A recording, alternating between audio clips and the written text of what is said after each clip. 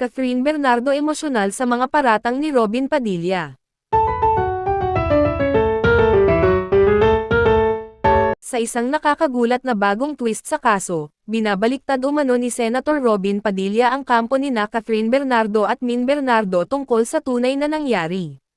Ayon sa senador, may mga bagay daw na hindi isinasa publiko ng kampo ng aktres. Dahil dito, mas lalong naging emosyonal ang pamilya Bernardo.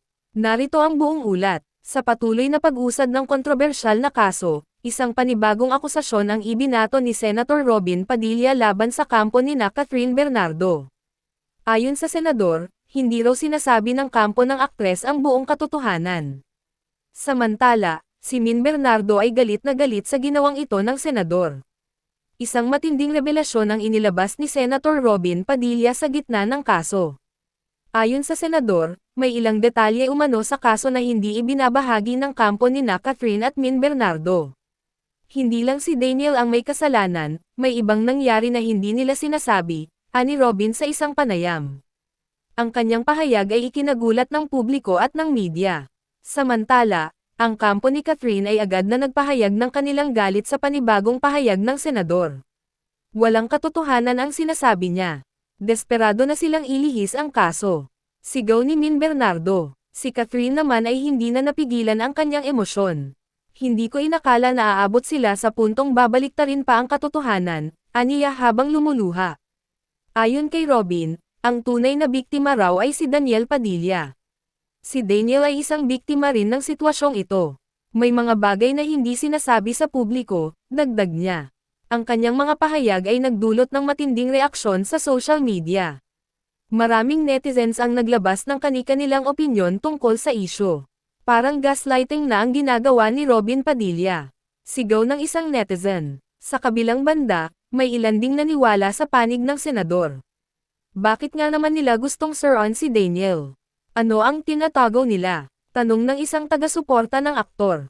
Ngunit si Min Bernardo ay hindi natinag sa kanyang paninindigan. Ang kasong ito ay tungkol sa pananakit at pang-aabuso. Bakit nila pinapalabas na kami pa ang mali? Sa loob ng korte, naging tensyonado ang palitan ng argumento ng dalawang kampo. Huwag niyong baliktarin ang katotohanan. Ang anak ko ang biktima rito. Sigaw ni Min sa harap ng hukom. Si Catherine ay tahimik ngunit bakas sa kanyang mukha ang galit at lungkot. Ayon sa kampo ni Robin, may ebidensya raw silang magpapatunay na hindi lahat ng sinasabi ni Catherine ay totoo. Ngunit ang kampo ng aktres ay hindi pumayag na mapagtakpan ang kaso. Kung may ebidensya sila, bakit ngayon lang nila inilalabas? Tanong ng abogado ni Catherine.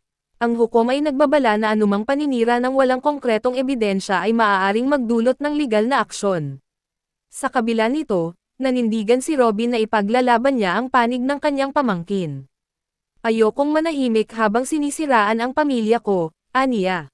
Ang mga taga-suporta ni Catherine ay nagtipon sa labas ng korte upang ipakita ang kanilang suporta. Catherine, hindi ka nag-iisa. Lalaban tayo para sa katotohanan. Sigaw ng isa sa kanila. Ang isyong ito ay naging sentro ng usapan sa media at social media platforms. Maraming personalidad sa showbiz ang nagpahayag ng kanilang suporta kay Catherine. Nakakatakot na kung sino pa ang biktima, siya pa ang gustong baligtarin, ani isang kilalang artista. Samantala, ang ilang politiko ay nanawagan ng patas na paglilitis sa kaso. Walang sino man ang dapat gumamit ng posisyon para baliktarin ang batas, ayon sa isang senador. Ngunit si Robin ay nananatiling matibay sa kanyang paniniwala. Ang katotohanan ay lalabas din, anuman ang mangyari, aniya. Sa kabila ng kanyang mga pahayag, marami ang nagdududa sa kanyang motibo. Bakit ngayon lang siya nagsasalita ng ganito? Ano ang pinaplano nila? Tanong ng kampo ni Catherine. Si Min Bernardo ay muling nagsalita upang ipahayag ang kanyang hinanakit. Wala na silang ibang magawa kundi suruan kami dahil alam nilang wala silang laban sa korte, ani Min. Sa puntong ito, si Kay.